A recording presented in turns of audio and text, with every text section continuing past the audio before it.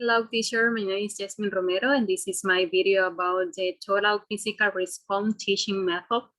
The TPR was created by the American psychologist Dr. James Ashford, and it is based on the experience of how humans learn their first language. That means these teaching methods is not use the vocabulary to teach, it's also use the gestures, the movements of your body, and also make a dynamic class.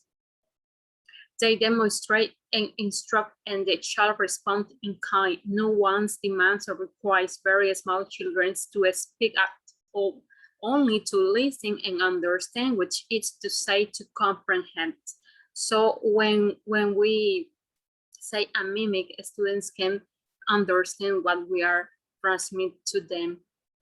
So let's start with the first activity for children. And the name is Nursery Rhymes or Songs, Shaking Out Body Part Songs. And the target audience is kindergarten students. These provide an excellent TPR potential. Select a song that include movements of the body according to the topic that you are teaching. And here I have an example about this activity. When you can see easily how effective is this method with kindergarten. For example, check your hands and the children can understand very well what they have to do.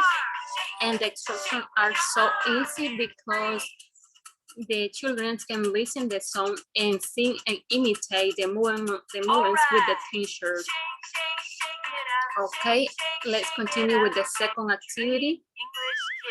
The second activity, it is the Crazy Train.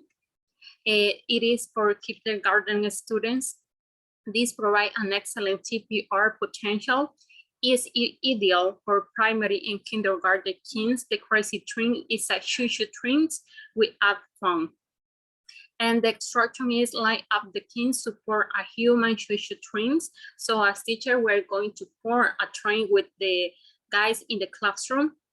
Then short up commands such as slow, fast, slow motions, turn right, move bar, or stop randomly to make the train go crazy. So this is very interesting for guys for kindergarten, and also it is make them so happy because it's very dynamic. And the third activity is Charades. This is one for 7 to 9 grades, and this is simple, but classified is a great way to encourage your students to get out of their seat and participate in the lessons. So the instructions are select the student to stand at the front of the room and allow a word from your list, not speaking aloud. The rest of the class must then guess that what the student is attempting to portray. Other students can shout out their guesses and put their hands up depending on your teaching preference. However, get correctly can add your next word. And some, for examples, Charades, the one student can make a mimic as a chicken, and the other student have to guess what is the word that they are trying to show. And turtle, penguin, and a lot of different vocabulary according to your class. And let's move so quickly about teenagers and adults activity. This is a sentence surprise. It's a vocabulary review game that works best with higher classes with more than 10 students. This is for large students. And it's basically to select a list of vocabulary and divide the classroom into groups. In one group, have to choose a piece of the vocabulary and have to round to the front of your classroom. And when you call out a word from the list, one student from each team rounds to the word and writes a sentence with the word in it. The team that writes the maximum correct and meaningful sentences with the chosen word wins.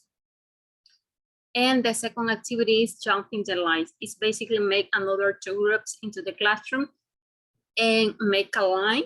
And then the student have to jump when you are saying that a sentence that it is true, or jump to the other side when the sentence it is full.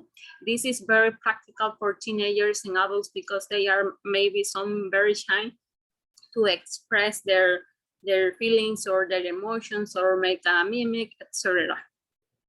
And the last one is musical emotions. This is very special for teenagers and adults because it is a music therapy works with groups and students and help teenagers identify and express emotion. It also helps teen understand the way the teen individually could show the same emotion. Is basically when create a circle with your teenagers, students, and make a base with vocabulary, and when the song is playing, the students make to pass the base of their maybe the bottle with the vocabulary, and when the music stop, they have to express what the word or what the vocabulary is inside of the bottle of the base. I don't know what you can use. So basically, this is one activity for those types of people. And once all the teams have taken their turn, discuss how to recognize emotion in orders of what do you when you see someone expressing a particular emotions. And specifically try to select music that are current for teenagers to encourage them to participate. So I think this is all, teacher. Thank you for your attention.